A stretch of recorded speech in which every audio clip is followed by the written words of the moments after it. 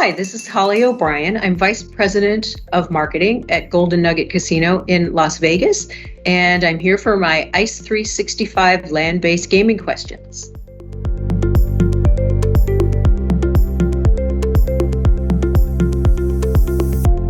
I look at this outside in and inside out. And what I mean by that is in the building, we're always present. We've made it a point to be there for our guests. And particularly because it's been a year of suspicion and fear, and we've adopted a posture of welcoming reassurance. Along the way, we were very truthful and transparent about what we knew and when we knew it. And if we didn't know when regulations were changing or what they would be changed to, we were also very forthcoming about that. So that's what I look to as the inside of the building. And then in terms of outside of the building, one of the things we did was we very proactively used our telemarketing lists to let people know what was coming in between mail cycles so that they could plan ahead. One thing we've learned certainly is that the planning window is a lot longer. And, along the way, we also added more social media people so that there were more people responding online to private messaging. That was a way that some people were comfortable interacting and engaging with us as they were seeking information. So we were able to respond to their questions in that forum as well. Well, guess what? Along the way, the target audience changed. And here's what I mean by that. So we were missing Hawaii, we were missing Canada, we were missing sales groups, and we had to fill in and compensate where we could. So we looked at things like California, Utah, Arizona, Nevada. All of our drive markets became that much more important to us.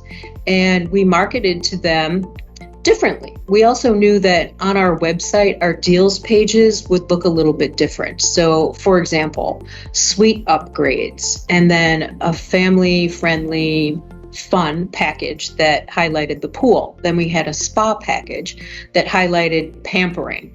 And lastly, one of the things we did was because we recognized that some people just weren't ready to travel yet, we had a book now, stay later deal. So all of those things were really meant to be very accommodative to people's tolerance and threshold and readiness to get back into travel. So we became very, very flexible.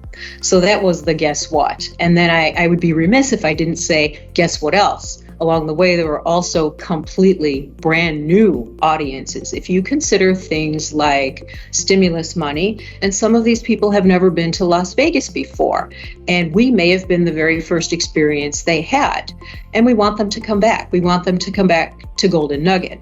Now, the other thing, and in case you haven't heard, is we've got an NFL pro football team here.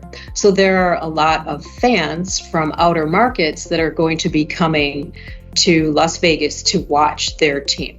So that's another opportunity we have to identify a new target. So, that's really 360 degrees of how we have stayed abreast of our target market, but also have tried to be agile and adapt to new markets.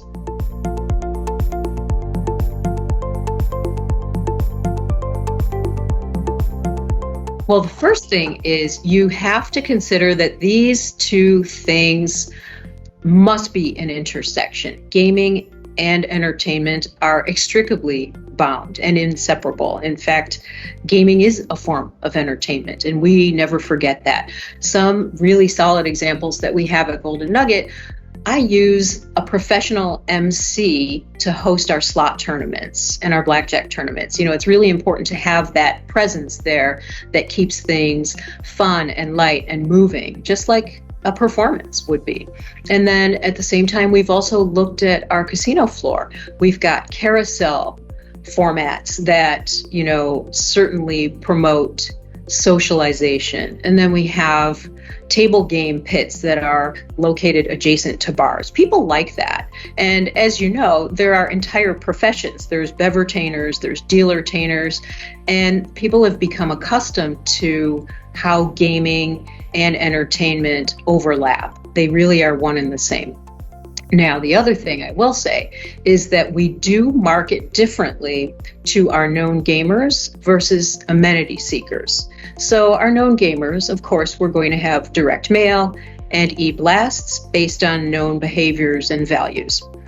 Though, on the other hand, with amenity seekers, we're looking at entirely different and new things. So we've got Facebook retargeting. We've also got legitimate influencers that are really helping us with some of the heavy lifting in ways that we haven't looked at them before. And then we also have, of course, Google AdWords and just our digital advertising alone. You know, there were print publications that we were in before, and it used to be that the digital piece of it was the added value. And now it's almost the opposite, because there is so much more transaction that can happen in those digital formats. And we're really taking advantage of everything we can to fire on all cylinders and certainly identify gamers and amenity seekers both at the same time, because gaming and entertainment, as stated, they're very closely related.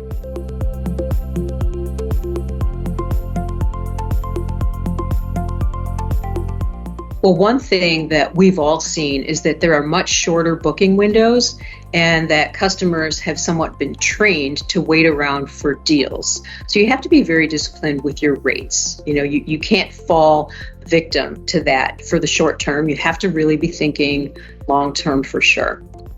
And the other thing I think it is really important to say is to flip the script, and it's casino behavior. We have changed what we've done, and as a result, I think that has caused consumer behavior to adapt. Here's what I mean by that. Things like contactless curbside check-in, things like booking links and pull-down menus to register for events in an e-blast without ever having to pick up the phone, QR codes everywhere, and Amazon gifts, you know, direct shipping gifts to our guests. While everybody was at home and on Amazon this year, we took advantage of that and we jumped onto that trend. So instead of always giving away gifts at the promotion center, we now allow guests to go into an online catalog and we ship the gift directly to them. Everybody is used to that and they've come to expect it. And I think that the self-service culture is here to stay. And that's not a bad thing. You know, we've taken the friction out of all of our transactions and people became very comfortable doing those things on their own. But we certainly afford both opportunities. We have these options for people that prefer, but we also have staffing available to accommodate people who want to go back to the old way. So it's some of each, but I would emphasize that I do think self-service is here to stay. And so many casino operators really thrived on innovation this year. There were so many things that became necessary, and we even surprised ourselves with so many creative and innovative options that our guests really appreciated.